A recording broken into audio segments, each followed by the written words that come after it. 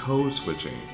Code switching is something that many of us, particularly in the Black community, and this is, whether we be African American, no matter, just across the African diaspora, is something that we usually have to learn, particularly when we live and or grow up in America.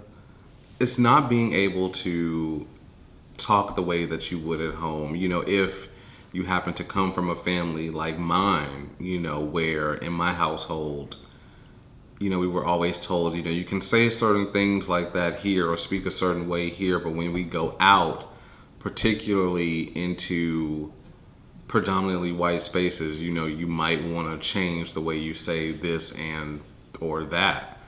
And the need to do things like that, it definitely stems from white supremacy, honestly.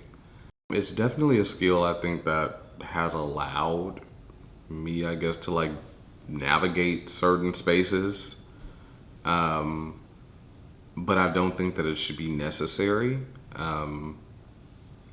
Particularly in the light that people think that if you can code switch or if you speak a certain way, then you must be intelligent. If you have the ability to speak standard English and you speak unaccented, and that's not true.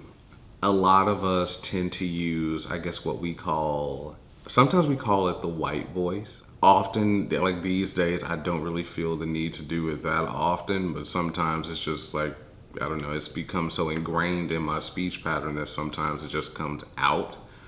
But it's usually more so like around, sometimes in mixed company, but not usually around other family members, or anyone in my family group, whether they be blood relations or not. And I believe that code switching is not only about language. Sometimes it has to do with dress style, hairstyle, etc. And it isn't something that we should have to do. Speaking with an accent, especially if you have if you're a black person, etc., or a black or brown person with a certain accent, if people cannot understand you who are standard English speakers, that is not your fault.